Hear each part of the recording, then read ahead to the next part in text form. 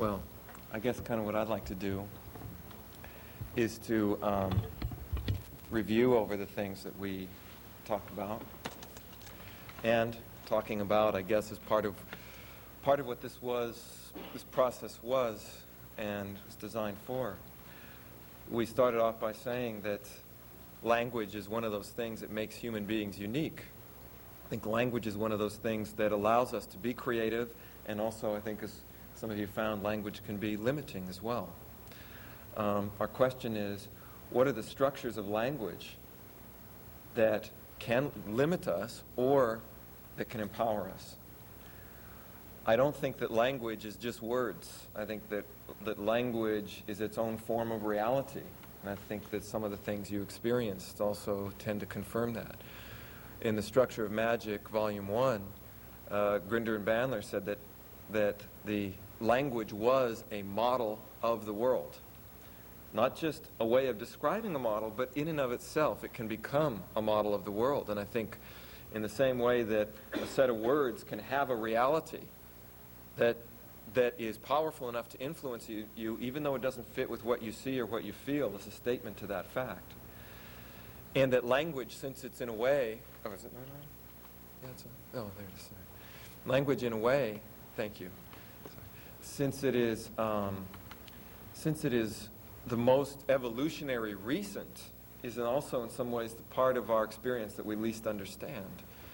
And while in a lot of the other NLP courses you learn how to change your visual submodalities and you learn sensory observational skills, which I think are incredibly important and that are going to be an extremely useful and important tool to make sure that you balance your sleight of mouth. Using sleight of mouth in and of itself will get you nowhere, except into arguments. However, using language in addition with the other powerful tools that you have in terms of observing is going to be very important. And what we wanted to do is to identify some of the structure of how language worked, how it gets its power as its own reality, sort of saying that language doesn't have to be logical. It doesn't have to fit with what you see, and it can still be powerful. The ways in which we explored that were how language can create meanings by creating categories. In my own personal experience, I remember a time when John Grinder, one of the early classes that I went to, I was talking about how I walked into this class 12 years ago. One of the assignments that he gave in the next class that I had with him was one that I will not forget. It was an assignment where he said, find something that you've never really paid much attention to before and name it. And notice how it changes your perception. Just make up a name for it and notice how it changes your perception. And in going up and talking to him afterwards, I saying, well, what kind of things would you are you interested in, or we're just kind of talking about it. At a certain point, my eyes shifted over and to the left, and he said, well, what about that? And I said, what? He said, your eyes just went over. Your eyes just moved. I said, tried to figure out, well, what was going on. And I kind of felt that I'd gone inside, almost into a little trance state. So I kind of named it minimal cues, trance cues, of how people put themselves, anchored themselves into a little bit of a trance. And began to go out, and suddenly the most amazing thing happened. It was like scales fell from my eyes. And there I was, sort of seeing this whole world in front of me that had always been there. I never noticed it until I gave it a name. And that information, incidentally, later developed into what is known as the NLP eye movements, NLP accessing cues. Back in those days, I was just noticing everything that people did. That snap their fingers, tap their head, click their tongues, blink their eyes. It gave me a lot of wonderful things to do in classes where if I was getting bored, I could go and look at people and notice that somebody would be listening to the teacher. And you could see how big of a chunk of information they were taking in by their eye blinks.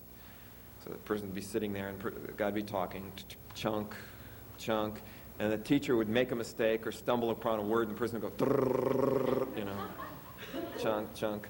And you could actually watch how much of a chunk of information a person was storing by how fast they blinked their eyes. Anyway, the whole world opened up to me. And I said, well, that's a pretty interesting thing. That's the power of modeling, the power of the word, the power of language. However, as we also know, that language can categorize things in ways that limit us, in ways that reduce our experience as opposed to enrich it and empower it. So what we've been exploring here is, what are the ways? I like the fact that some of you said you could have permission to use these. Language is not the word in the sense of, that it's something that you have to respond to, that you can't speak back, and have creative, and as Edmund said, both respectful as well as humorous, charming, and intelligent tools by which you can respond to things that people say that allow you to open up the belief, not to make them wrong, nor to give in. And that's what meta is all about. And the kind of things that we explored were chains of meaning, chains of causes, and how causes can get set up with language. One of the things that many of the philosophers pointed out is that cause and effect is not really something that you can observe in the world. You notice that two things happen near each other, but cause and effect is a complete human construction. You really can't tell that something really caused something else. You can't observe it. All you can see is that two events happened in the same space and time, and cause is actually something that we put to it, which I think is a very powerful sort of way of thinking of what language can do. When I say this causes that, I've suddenly made a reality. We also talked about comparing. Comparisons to what? Rich compared to what? We talked about the kind of levels of experience, that language can appeal to these different levels of being, whether it's specific behaviors, capabilities, identities. We've gone over some specific patterns for how to accomplish some of the kind of empowering changes or option-opening changes.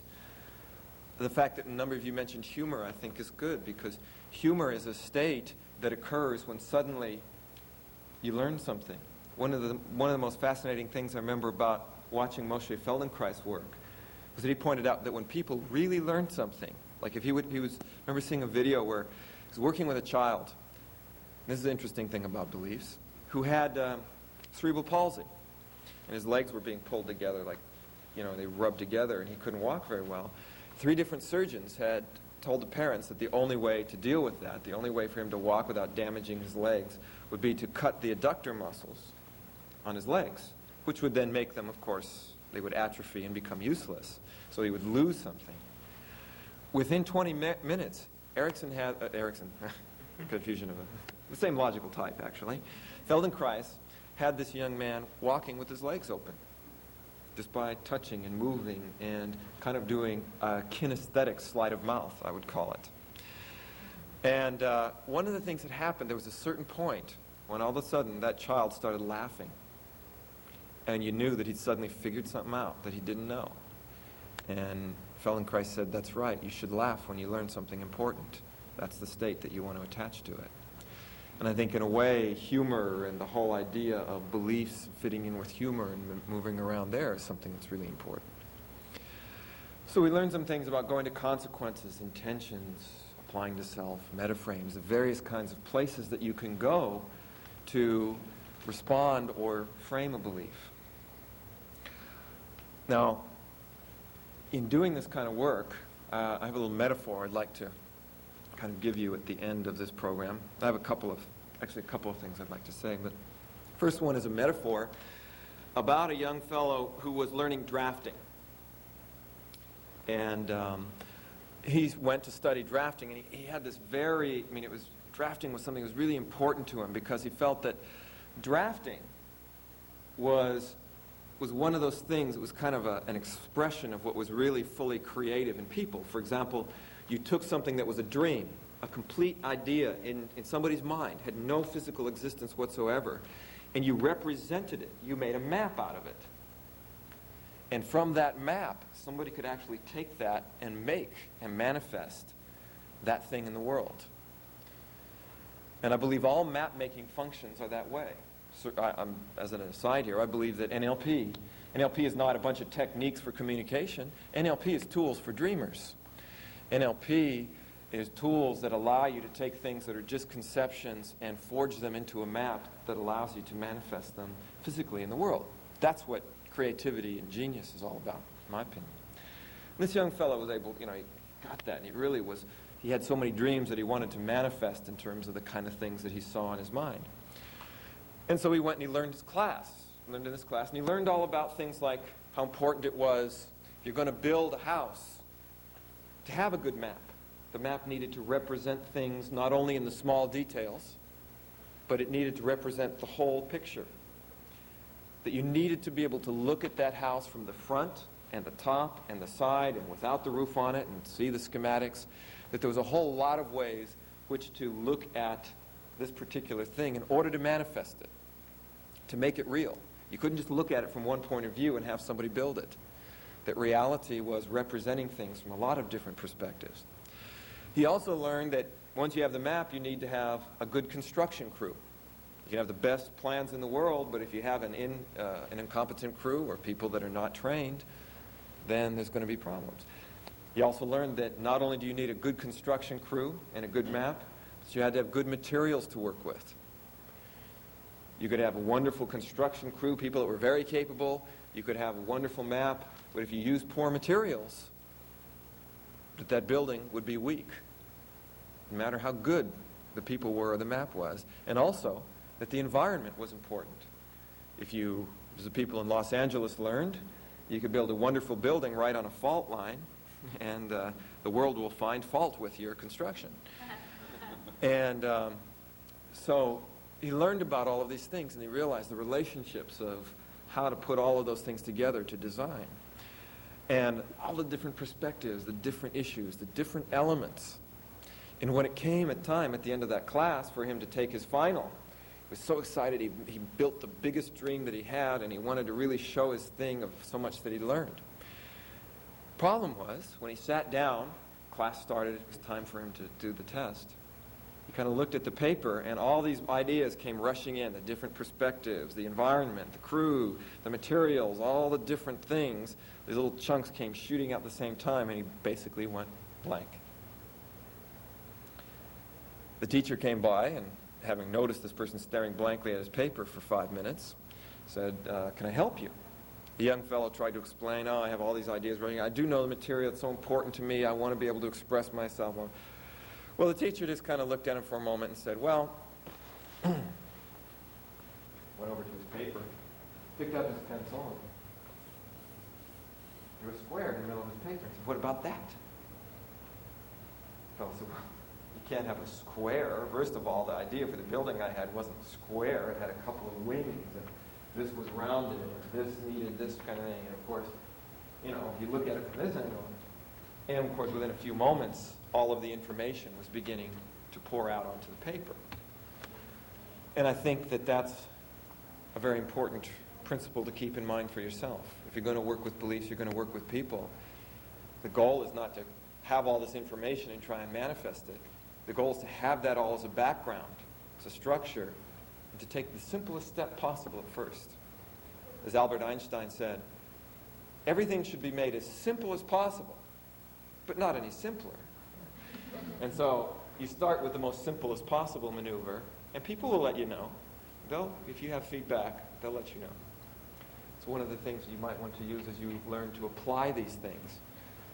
My goal here is not necessarily been able to give you a complete cognitive understanding of all the definitions of sleight of mouth. It's been to provide a structure by which you can build your own intuitions. And when you work, I recommend that you work intuitively. The structures are there to build intuitions, not to substitute for them. Second thing about beliefs, there's one of my favorite stories is about Albert Einstein, where somebody asked him, they said, well, Dr. Einstein, you've probably one of the most bona fide geniuses of our century. Your span of thought has encompassed everything from the atom to the entire cosmos. You're a humanitarian, a scientist, a great thinker.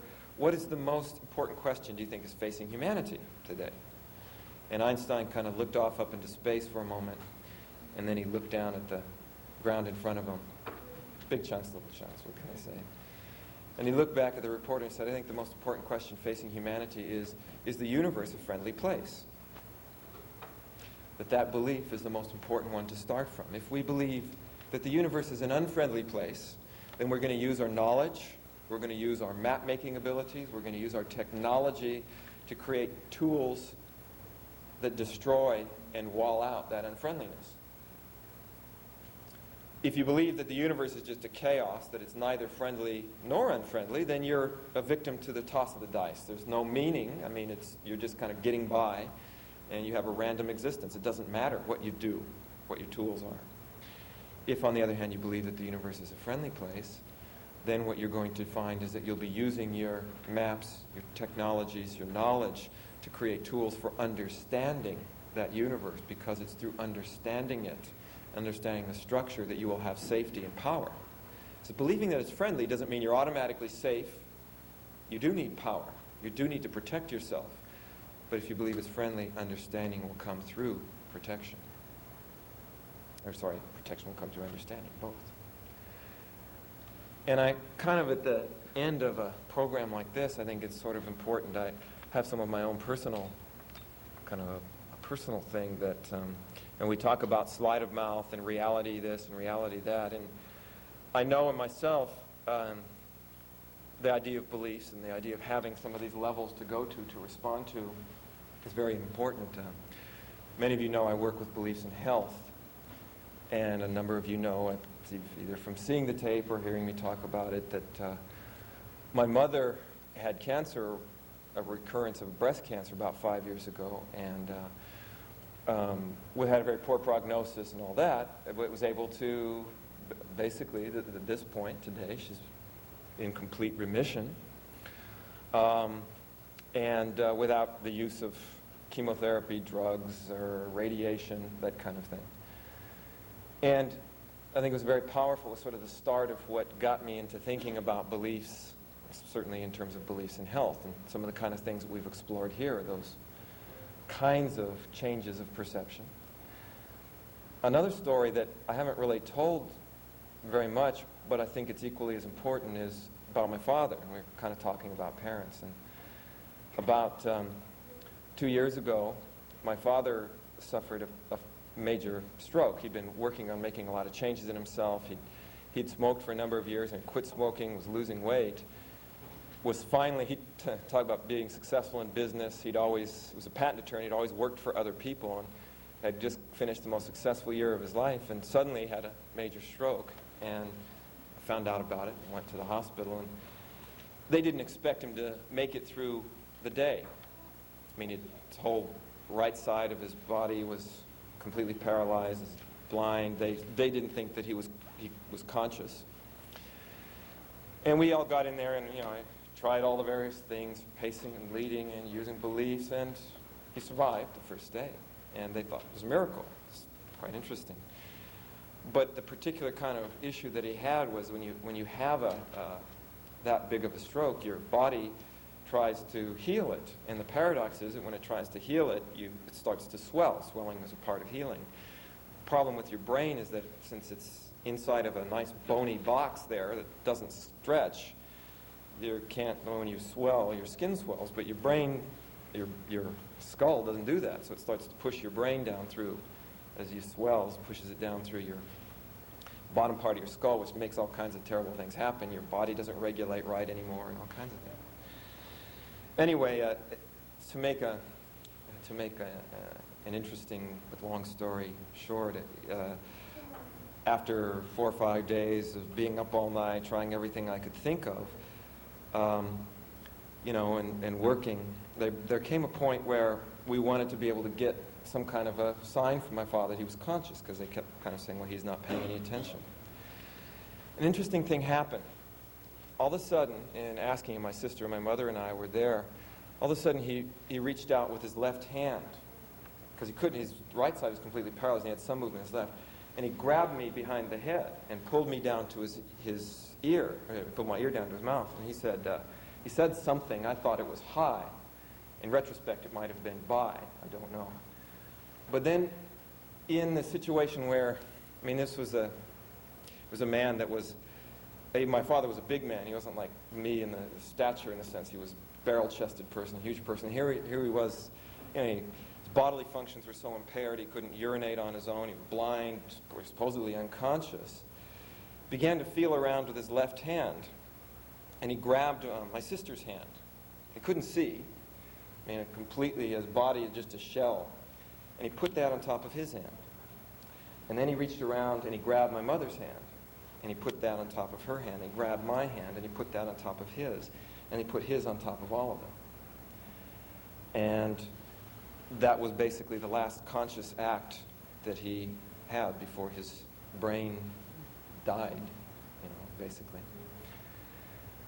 And, and when you get down to these questions of is the universe a friendly place or not, we did have to decide, well, do you keep them on life support or not? And that's where I tell you that you're not going to be able to look in your checkbook and decide, well, should we let this, should we keep this life support apparatus on or not?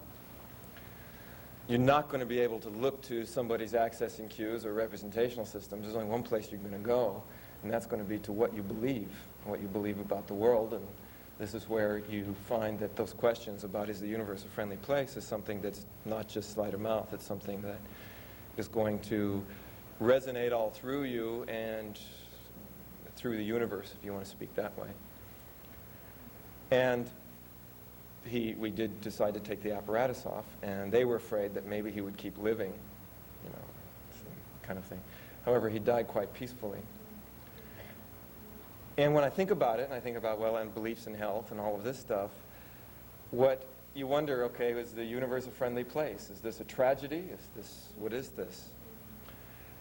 And for my own part, and I think reason I'm telling this story is about the beliefs, and it's obviously a really personal thing for me, but when I think about what I would like to do and the kind of person I'd like to be, and what I'd like to use my belief skills or my NLP skills or all the things that I've learned in life, if I had the guts and the presence of mind and the ability to do what he did in the last moment of my life, with my body broken and my consciousness basically all but gone, that would make it all worth it. If I could use my NLP to be able to do that, that would make it worth it to me. And that's the kind of thing I think about when I think about what is the what to be able to kind of draw into the deepest places inside of you and do that. And in that way, I think regarding beliefs, some of the most important things that I've learned in life learned a lot of things from my mother by her living, and a lot of things from my father by his dying. And when it comes down to beliefs, I think that those are some of the kind of issues that are important to address. And as you take your tools of sleight of mouth and you think about beliefs, what they mean in terms of words, what they mean in terms of your lives, I think that you might find, and I hope that maybe you find someday, that some belief thing that you've learned here or some structure or some understanding can help provide you with a way to utilize, to accept, to deal with situations like that and to learn from them in the most full ways that are possible for you. I want to thank you for all your participation in this. Sleight of mouth is one of those things that's not it's not completely structured like teaching 6-step reframing, so it involves a lot of work on your part, and I appreciate you being willing to put out that effort. And I hope that you get back in full proportion the amount of effort that you put into this in terms of results and learning and changes for yourselves. So on that, I'd like to say thank you and good night, and may we meet again.